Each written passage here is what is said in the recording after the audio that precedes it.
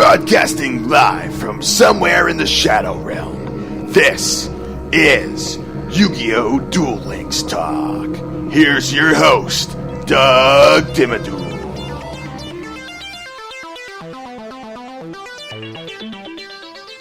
Hey there, and welcome to another episode of YuGiOh Duel Links Talk. Today, we're going to try a little something different. We got a different deck build that's going on. I really don't have much of a theme for it, aside from the fact that it's heavily oriented in wind monsters and earth monsters. And when I use the term work in progress, I mean that to the most liberal extent that you can, because, I mean, this is always constantly changing. And it's just, I don't know, this is just a fun one that I've been messing around with. And the more pieces that come out with different sets, the more I'm just going to plug things in here. And, for right now, I've taken a few of the monsters out of Wonders of the Sky. That was a really good box set. And I don't see wind monsters being used all too much. Okay, I know what you're thinking. Harpy's Hunting Ground, Harpy's decks. Yeah, I know. That's the majority of wind monsters are used in those types of decks. But I mean just something completely different direction. So what I try to do with this deck is try and utilize the atmosphere.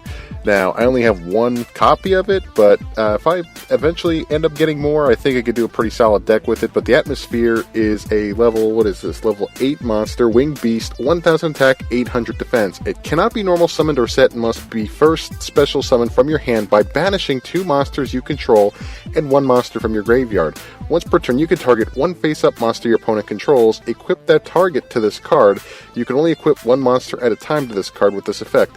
This card gains the attack and defense equal to the attack and defense of that equipped monster. So, basically, it's whatever monster you take from your opponent's side of the field plus 1000 attack plus 800 defense. So, overall, this is pretty good, especially if your opponent has a lot of the same monsters that they're getting out on the field. You're able to snag one of them and just kind of run over any monster.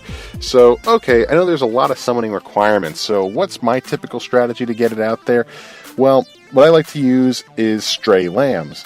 And if you're not familiar with it, it's a super rare spell card. You can get it in the Age of Discovery booster box. And what it is you special summon 2 lamb tokens. Beast type, Earth, level 1, attack 0, defense 0, in defense position. You cannot summon other monsters the turn you activate this card, but you can set. So eventually what I like to do is throw some Stray Lambs out on the field, and hopefully enough of them survive where at least one survives. Then I'll throw down just one of my level 4 monsters, and then activate the special summon from the atmosphere, because odds are I will have a wind monster in the graveyard by that point.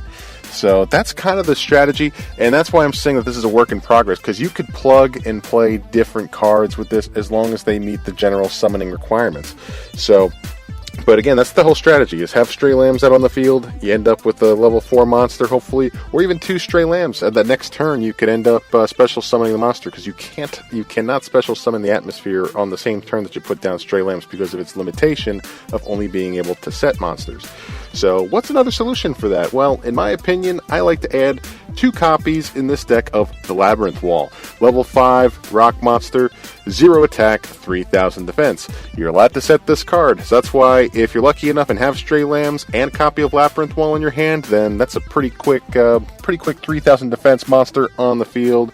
Your opponent doesn't necessarily know what's coming, and because I don't see too many decks right now in the meta that are really using Labyrinth Wall all that much, so that's why it's a nice surprise. There's a little bit of a surprise factor with this deck now. It's not the most consistent thing in the world, and it's actually very far from being consistent, but with plays like this, it really catches your opponent off guard. So laying down that Labyrinth Wall after summoning your Stray Lambs on the field, that's a pretty good setup. What I also like to do is I have a copy of Harpy Lady 3. It's a level 4 Winged Beast, 1300 attack, 1400 defense. An opponent's monster that battles this card cannot declare an attack during your opponent's next 2 turns.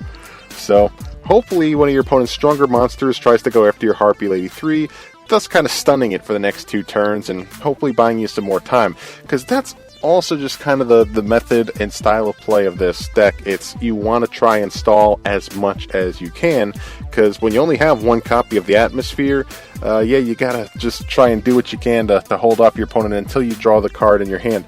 So what I like to do is run Windstorm of Atakwa, And if you're not familiar with that trap card, you change the battle positions of all face-up monsters your opponent controls. What I also run is 2 copies of Mask of the Accursed, because that keeps your opponents from attacking, and also inflicting some life point damage to them each of your turns. I do run a copy of Wild Tornado, just for the sense that in case my opponent likes to destroy face-down cards, I could use Wild Tornado to destroy any of their monsters or any of their cards on the field. I do also run a copy of Twister, quick play spell card, where you pay 500 life points and target one face-up spell or trap card on the field and destroy it. And now we just got the mishmash of level 4s. So, on top of all the wind monsters, you could do... There's a lot of wind psychic monsters. I know Genetic Woman is one. It's got a 1700 attack, so it's pretty good on its own.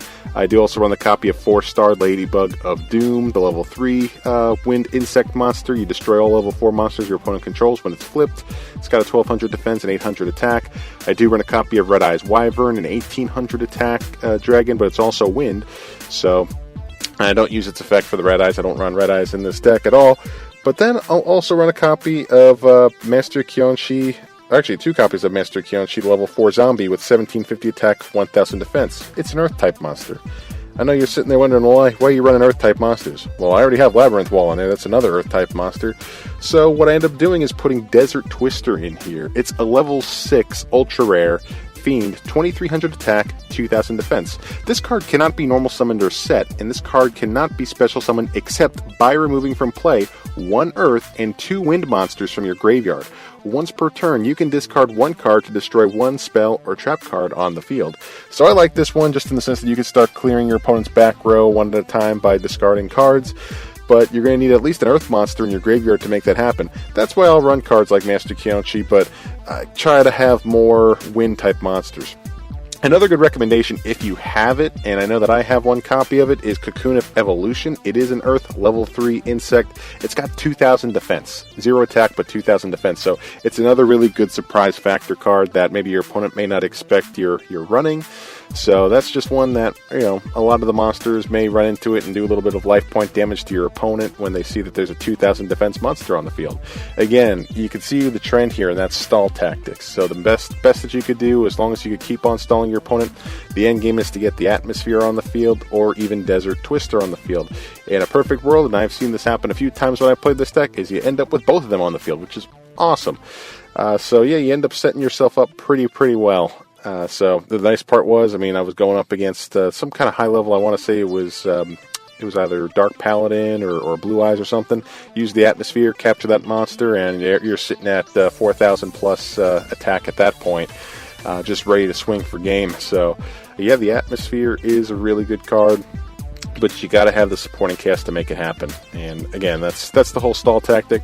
I've been playing this deck a lot lately.